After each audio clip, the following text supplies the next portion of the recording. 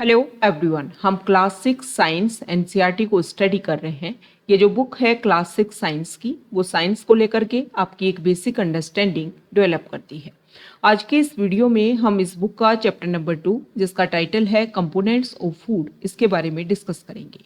इस बुक का chapter number 1 जो है वो हमें बताता है कि वो फूड जिसको हम कंज्यूम करते हैं उसका ओरिजिन कहाँ से होता है। तो चलो स्टार्ट करते हैं। चैप्टर को स्टार्ट किया गया है चैप्टर नंबर 2 को 2 स्टेट्स पंजाब और आंध्र प्रदेश के फूड आइटम्स में कंपैरिजन के साथ में।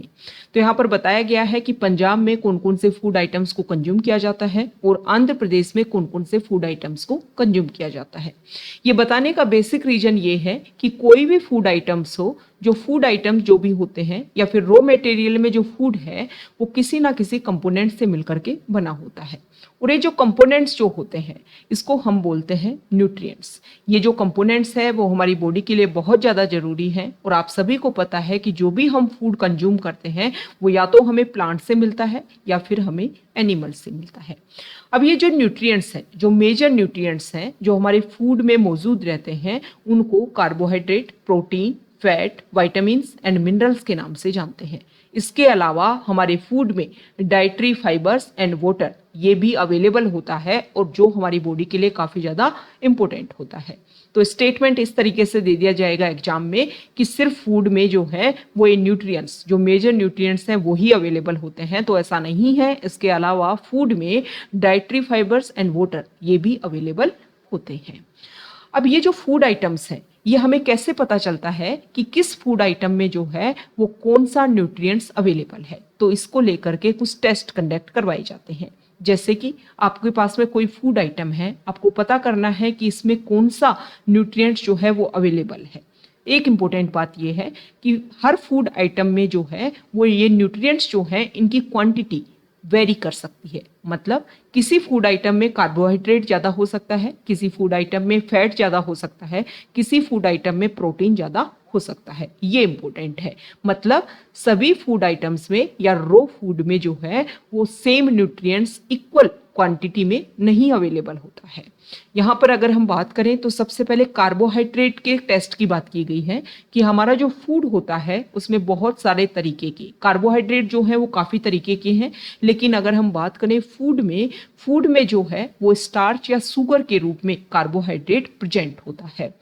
अब स्टार्च का आप किस तरीके से टेस्ट करोगे, तो आपको एक फूड आइटम लेना है, उसकी एक स्मॉल क्वांटिटी, और उसमें आपको कुछ यहाँ पर बता रखा है कि डाइल्यूट आयोडीन सॉल्यूशन अगर आप उसमें पुट करते हो और आप देखते हो कि इस फूड आइटम का जो कलर है वो ब्लू ब्लैक में चेंज हो गया, मतलब उसमें कार्बोहाइड्रेट जो है वो अवेलेबल है, स्टार्च जो है वो अवेलेबल है।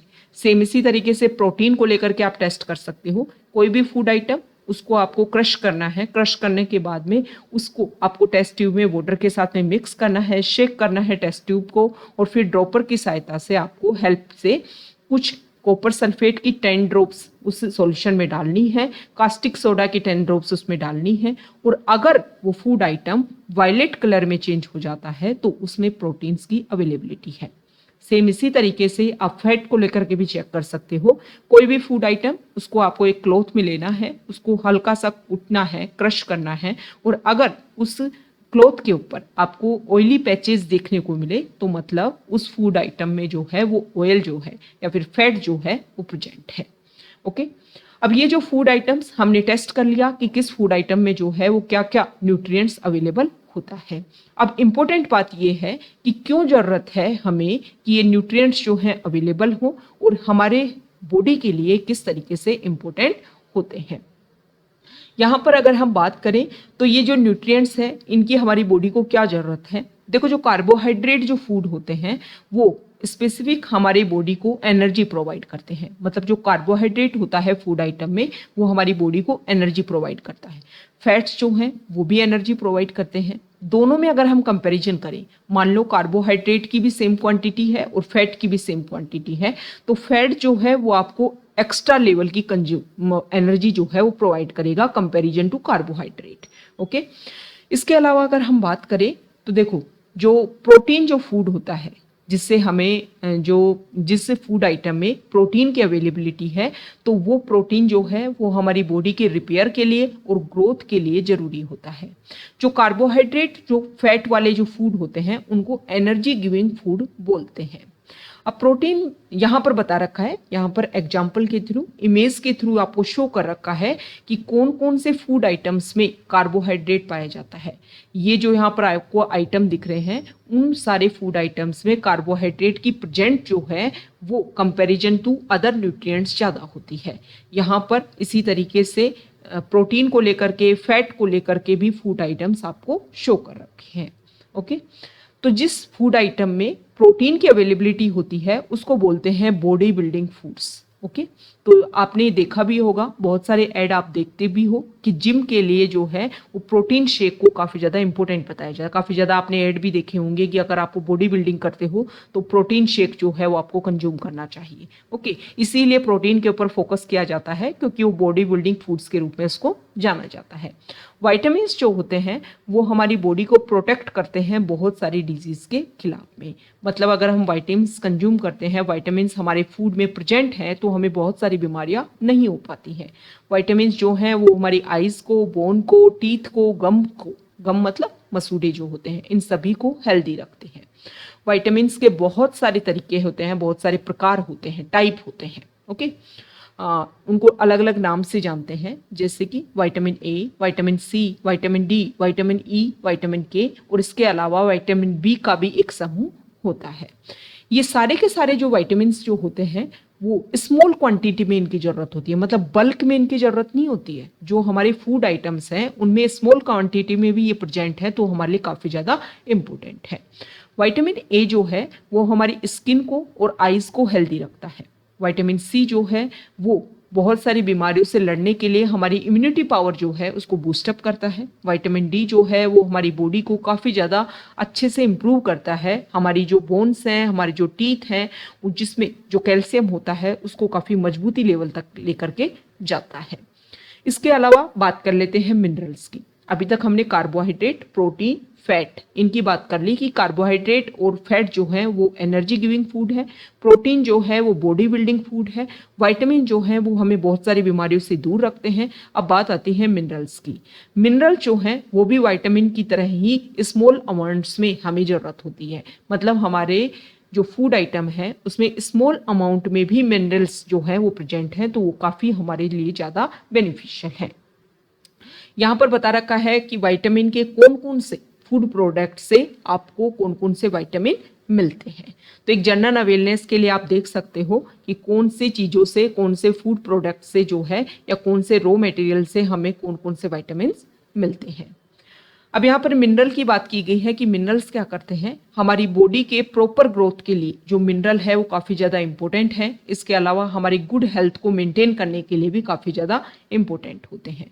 यहाँ पर आपको इमेज में शो कर रखा है कि फॉस्फोरस के कौन कौन से सोर्सेज हैं। यहाँ पर आयोडीन के सोर्सेज आपको बता रखे हैं। सेम इसी तरीके से नीचे आयरन, इन सभी के सोर्सेज आपको बता रखे हैं, आयरन, कैल्शियम।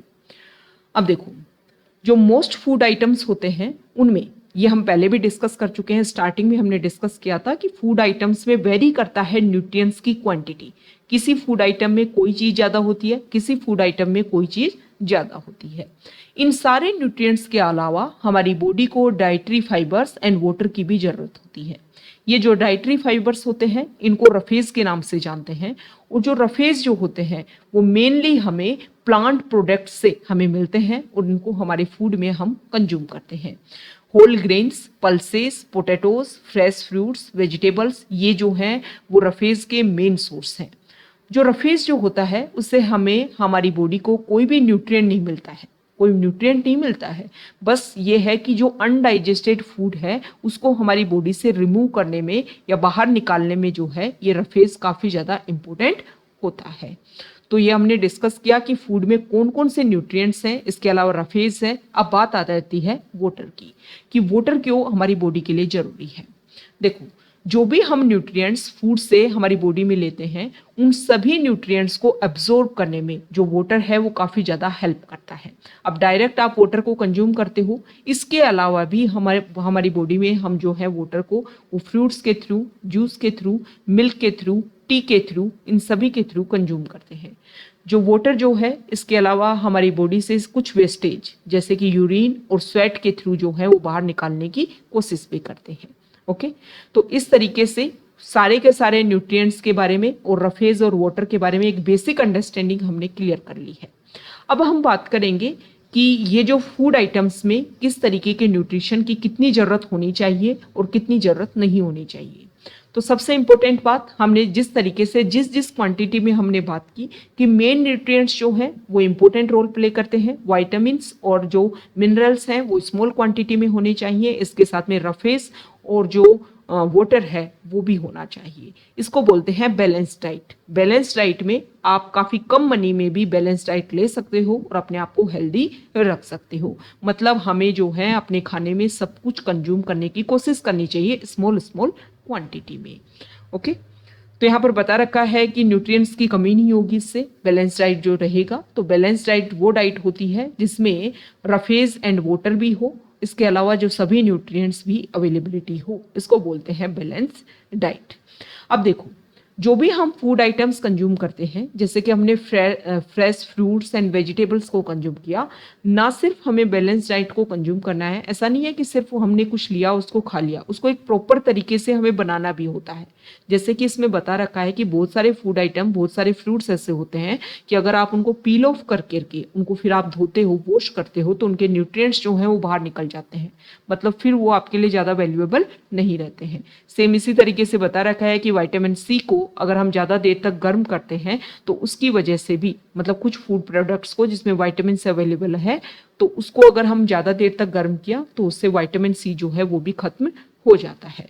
सेम इसी तरीके से बता रखा है कि राइस एंड जो पल्सेस हैं उनको अगर हम ज़्यादा वॉश करते हैं वाटर से तो भी उनकी न्यूट्रिशन वैल्यू जो है वो काफ़ी कम हो जाती है। न्यूट्रिशन वैल्यू जो है आप समझ पा रहे होंगे ना, जो हम पैक्ड फूड प्रोडक्ट्स लेते हैं उनके बाहर जो अगर आपने देखा हो तो उनके कवर के ऊपर सारा का सारा डिस्क्रिप्शन दिया हुआ होता है और उसमें आपने देखा होगा कि protein, carbohydrate, fat, saturated fat, unsaturated fat, minerals, vitamins, इन सभी के बारे में एक बेसिक चीज़ वहाँ पर बता रही होती है। सेम इसी तरीके से वो तो हमने पैक्ड फूड लिया, सेम इसी तरीके से जो हमारे फ्रूट्स होते हैं, वेजिटेबल्स होते हैं, उनमें नेचुरली ये सारे के सारे न्यूट्रिएंट्स जो हैं वो अवेलेबल होते हैं। तो कहने का मतलब ये है कि जो भी हमारे फ्रूट्स हैं, जो भी हमारी वेजिटेबल्स हैं, उनको हमें अच्छे से पकाना है एक प्रॉपर वे में, नहीं तो उनकी न्यूट्रिशन वैल्यू जो है वो काफ़ी कम हो जाती है। अब यहाँ पर ये बता रखा है कि अगर हमारे फूड में किसी भी न्यूट्रिएंट्स की कमी होती है तो उसकी वजह से प्रॉब्लम होने लग जाती है, हमें डिजीज होने लग जाती है, और काफ़ी लंबे टाइम तक अगर उस न्यूट्रिएंट्स की कमी हो हमारे फूड में तो उसकी वजह से डेफिशिएंसी डिजीज जो है वो आपकी बॉडी में हो जाएंगी। मतलब कुछ टाइम के लिए कमी रही, कुछ टाइम के लिए किसी कोई न्यूट्रिशन जो है वो कम रहा, तो कोई न्यूट्रिएंट्स कम रहा तो आपको कमी हो जाएगी उस चीज़ की, काफ़ी लंबे टाइम तक रही तो उसकी कमी की वजह से आपको फिर बीमारी हो जाएगी, डिजीज हो जाएगी। जैसे कि यहाँ पर बता रखा है कि अगर आपके फूड में एनफ प्रोटीन नहीं है तो आप एक लंबे समय के बाद में आपकी जो है वो ग्रोथ रुक जाएगी, आपकी ग्रोथ नहीं हो पाएगी, आपका फेस जो है वो स्वेलिंग वाला रहेगा, हेयर जो है उसमें डीकलरेशन देखने को मिलेगा, स्किन डिजीज, डायरिया, ऐसी प्रॉब्लम होने लग जाएंगी। और अगर डाइट में कार्बोहाइड्रेट और प्रोटीन दोनों की अगर एक लंबे टाइम तक कमी है तो जो ग्रोथ है वो कंप्लीटली रुक जाएगी, मतलब उसके बाद में ग्रोथ ही नहीं हो पाएगी। पर्सन जो है वो काफ़ी लीन हो जाएगा और एक जगह से दूसरी जगह भी चल नहीं पाएगा। यहाँ पर बता रखा है कि विटामिन और मिनरल की कमी से भी नेक्स्ट जो है वो आपको यहाँ पर एक टेबल दे रखी है, उसमें इंपॉर्टेंट कुछ डिजीज के नेम और कौन से विटामिन की कमी से कौन सी प्रॉब्लम होती है ये भी वहाँ पर बता रखा है। ओके, तो यहाँ पर हम देख लेते हैं, ये सबसे ज़्यादा हमारे लिए यहाँ पर इम्पोर्टेंट है इस चैप्टर में। एक तो हमने डिस्कस किया न्यूट्रिएंट्स के बारे में, एक हमने डिस्कस किया कि जो हमारा फूड होता है उसमें रफेज और वाटर भी होता है, ये इंपॉर्टेंट स्टेटमेंट है, और उसके बाद में ये टेबल जो है ये हमारे लिए इम्पोर्टेंट है।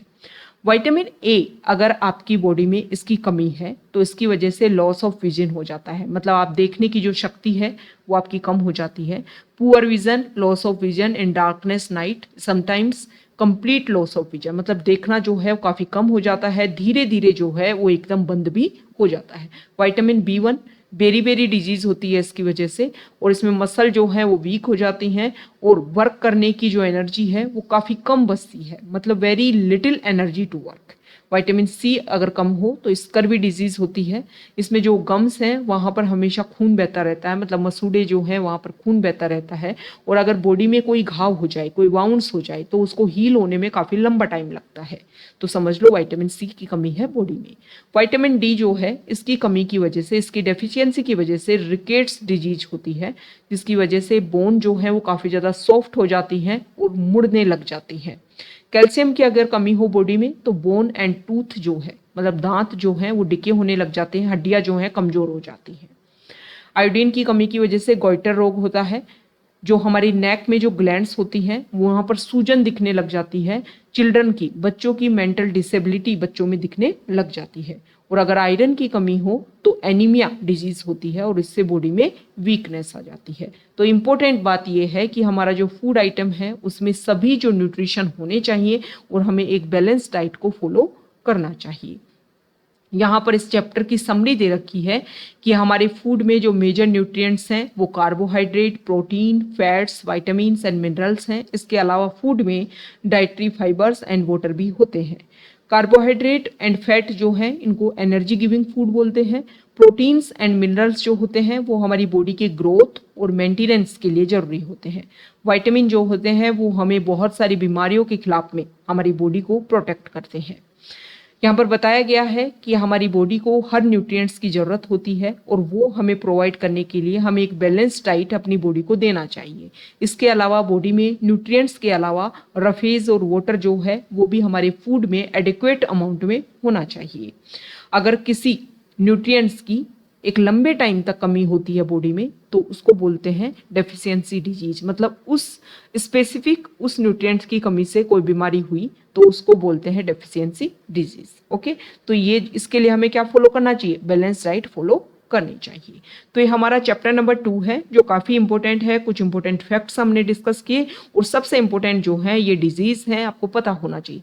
हर एग्जाम में इन विटामिन की कमी की वजह से क्या क्या डिजीज होती हैं ये हर एग्जाम में पूछा जाता है।